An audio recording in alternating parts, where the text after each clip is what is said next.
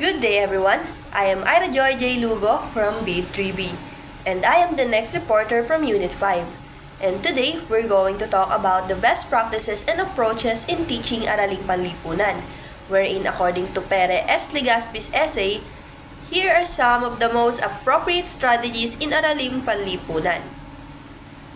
Since we are now done talking about the first 6 strategies na pwedeng gamitin sa pagtuturo ng Araling Panlipunan, now let me talk to you about the next one. So it is called web charting. The web chart can be used to depict the relationship between ideas. Meaning, pwede daw natin gamitin yung web chart na pangkonekta sa magkakaibang ideas. For example, gusto mong magturo ng history. You can use this web chart na kung saan nakalagay sa gitna kung ano yung specific na pangyayari sa history na yon. And then, you can create different branches of ideas na konektado doon sa part na yon ng history. For example, meron siyang mga timeline, meron siyang mga taon. Then, you can put those ideas or timelines in a different branches and nasa gitna yung pinaka-title nung part na yon ng history. So that your students can easily understand the connection between those timelines. Malalaman nila at mas mauunawaan nila yung chronological order ng mga ideas na gusto mong ituro related to history. Now, the next one is the use of films and photography. I know marami sa atin ang familiar na sa films and photography. Films and photographs are used to capture images of people, places, and events. Sa ganitong paraan, if we want to teach Araling Panlipunan sa mga bata, aware naman tayo na the more na they can visualize something, they can easily understand what are you trying to teach them. For example, gusto mong ituro yung mga parts or bakas ng history sa atin. Then, you can show them some films and photographs.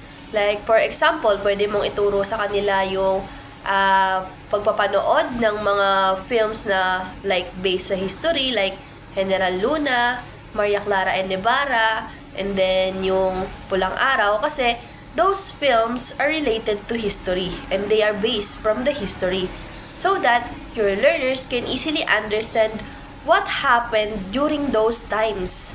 Noong mga panahon na yun, ano ba yung nangyayari sa Pilipinas? Ano ba yung mga bagay na ginawa sa atin ng mga nanakop sa atin? Ano ba yung nangyari before? So that they can be aware of the history of their own country.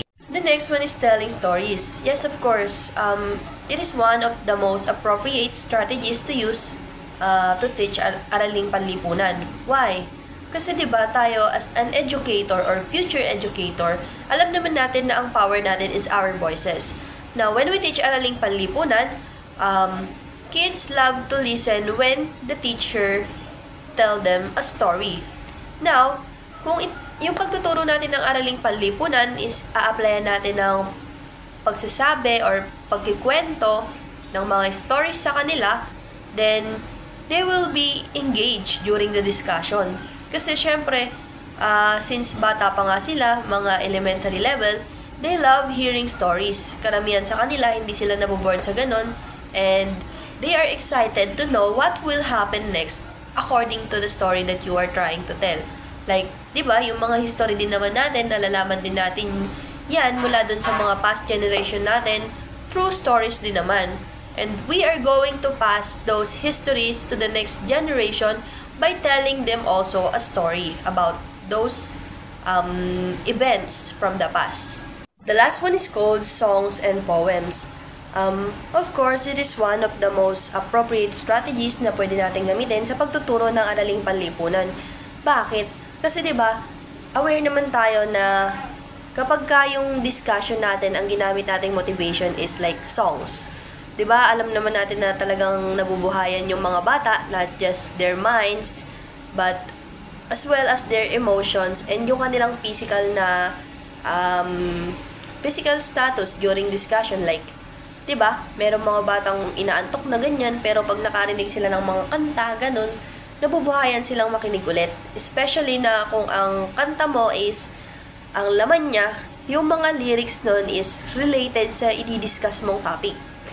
Now, using songs and poems, mas madali kasing nare-retain ng bata yung mga ideas na ipapasok natin sa isipan nila. Kasi nga, sabi nga nun sa topic natin once nun sa music, sabing ganun the more daw na pinapaulit-ulit ng bata yung kanta, kasi diba usually ganun yung mga kanta and yung mga poems, meron silang mga lines na nauulit.